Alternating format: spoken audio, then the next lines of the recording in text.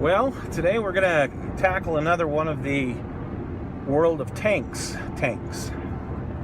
And this one, I don't know, it's kind of a toss-up as to what my favorite really is in the game, because there's so many that I really like. I am a anti-tank kind of guy. I'm that sniper. Whenever I used to play some of the other first-person shooter games, I would always play the part of the shooter. I like the Overwatch part of things. I wasn't the guy who would run in pell-mell and hair on fire kind of thing. I like to sit back and observe and watch and kind of overwatch. So the anti-tanks are really my favorite. And one is something that was not produced. Actually, there was a prototype, but it wasn't produced.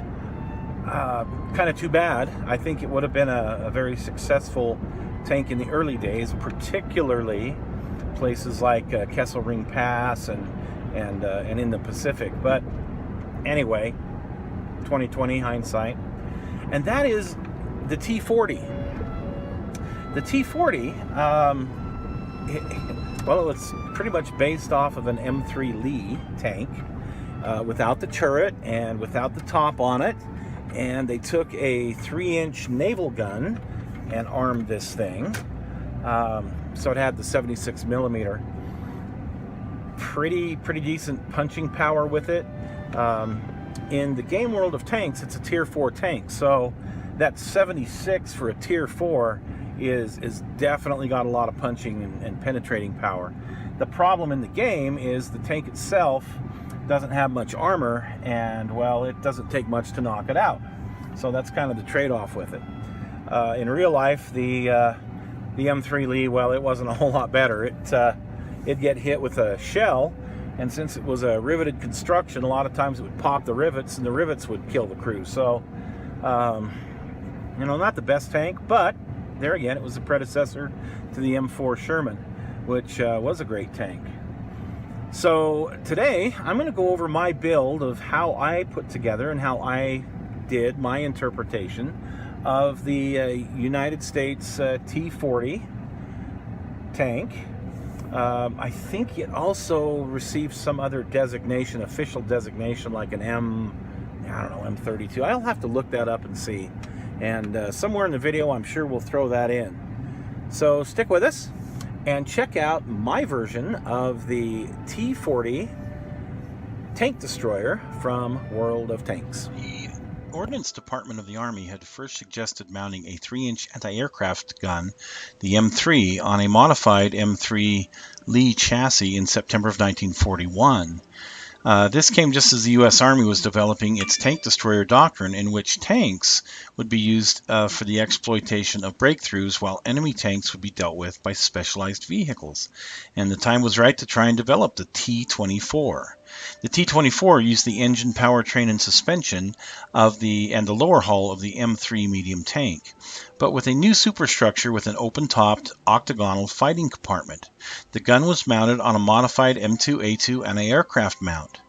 The gun could traverse across 33 degrees and could be elevated from -2 to 15 degrees. The anti-aircraft mount was readily available, but it did mean that the gun was sitting rather high. It underwent tests in late 1941, and the gun was found to be stable in use, but the vehicle was felt to be too high for use as a tank destroyer, and at that moment the gun was a little bit too restrictive, and well, they decided to go ahead and abandon that project at that time and remove the gun. A short time later, in December of 1941, the Japanese declared war on the United States, and it was decided to revisit the whole tank destroyer idea. The T-24 prototype was thus rebuilt by the Baldwin Locomotive Works with a new, not a new, but an M1918 3-inch gun. And they started to run some trials on the vehicle. It sat much lower and it performed pretty well. However, in August of 1942, the project was canceled. There were doubts by the Ordnance Board about the design. The Tank Destroyer Board felt that the vehicle was too slow, and there were only about 30 M1918 guns available for procurement at the time. When I first saw this tank available on the World of Tanks game, I thought it was pretty neat looking, and the real cool part about this was it had a hard-hitting 76mm gun. For a level 4 tank, that was pretty outstanding. Even though the armor is light, it is still pretty maneuverable, and it is one of my favorite to play with. So I decided I have to build a model of this. This is just too cool to not have a model of. So I set about to find the components I would need to build the kit.